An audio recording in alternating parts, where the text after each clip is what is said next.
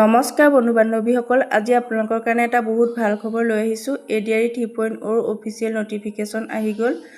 কেতিয়াৰ পৰা ইয়াৰ online start হ'ব আৰু কেনেধৰণে এপ্লাই কৰিব পাৰিব, গেট 3 কাৰণে কিমান ভেকেঞ্চি আহিছে, গেট 4 কাৰণে কিমান ভেকেঞ্চি আহিছে আৰু গেট 3ত কি কোৱালিফিকেশ্যন লাগিব, গেট 4ত কি কোৱালিফিকেশ্যন লাগিব, সকলোখিনি ডিটেইলছ আজিৰ এই ভিডিঅ'টোত আলোচনা কৰা হ'ব। চ' ভিডিঅ'টো অলপো স্কিপ নকৰি শেষলৈকে চাই থাকিব আৰু আমাৰ চেনেলত যদি প্ৰথমবাৰৰ কাৰণে ভিজিট কৰিছে তেনেহ'লে চেনেলটো ছাবস্ক্ৰাইব কৰি কাষত থকা বেল আইকনটো প্ৰেছ কৰি দিব, যাতে সদায় এনেধৰণৰ চাকৰি আপডেটসমূহ পাই থাকিব পাৰে। ADRE 3.0 ক্ষেত্ৰত 22,000 ভেকেঞ্চি আহিছে টোটেল, আৰু এইসমূহ গেট 3 আৰু গেট 4 দুটা ভাগত ভাগ কৰা হৈছে।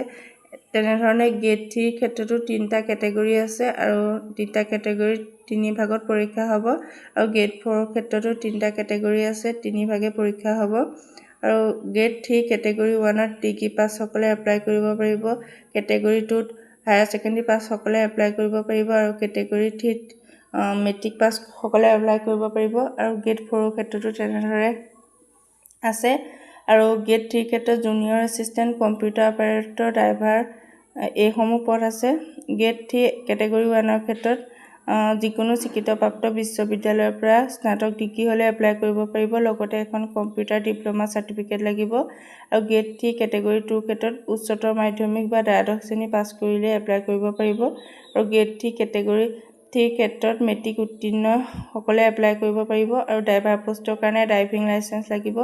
গেট 4 কেটেগৰী 1ৰ ক্ষেত্ৰত মেট্ৰিক পাছ কৰিলে এপ্লাই কৰিব পাৰিব, আৰু কেটেগৰী 2ৰ ক্ষেত্ৰত 10 পাছ কৰিলে এপ্লাই কৰিব পাৰিব, আৰু ITI চাৰ্টিফিকেট থাকিলেও এপ্লাই কৰিব পাৰিব। গেট 4 কেটেগৰী 3ৰ ক্ষেত্ৰত 8 পাছ কৰিলে এপ্লাই কৰিব পাৰিব, আৰু এই গেট 4 কেটেগৰী 3ত ডিগ্ৰী পাছসকলে এপ্লাই কৰিব নোৱাৰিব। আৰু বয়সৰ কথা ক'বলৈ গ'লে বয়স 18 বছৰৰ পৰা 40 বছৰৰ ভিতৰত হ'ব লাগিব। আৰু এজ ৰিলেক্সেশ্যন আছে, OBC MOBC প্ৰাৰ্থীসকলৰ বাবে 3 বছৰ, SC ST প্ৰাৰ্থীসকলৰ বাবে 5 বছৰ, আৰু PWBD প্ৰাৰ্থীসকলৰ বাবে 10 বছৰৰ এজ ৰিলেক্সেশ্যন আছে। আৰু লগতে এমপ্লয়মেণ্ট এক্সচেঞ্জত আপোনাৰ নাম পঞ্জীয়ন থাকিব লাগিব। আৰু চিলেকশ্যন প্ৰচেছ লিখিত পৰীক্ষা হ'ব, OMR বেছ, আৰু নিগেটিভ মাৰ্কিং আছে, 0.50কে কটা হ'ব এটা ভুল উত্তৰৰ বাবদ, সেয়ে উত্তৰ কৰোঁতে সাৱধান হ'ব লাগিব। আৰু লিখিত পৰীক্ষাত পাছ হ'লে স্কিল টেষ্ট লোৱা হ'ব।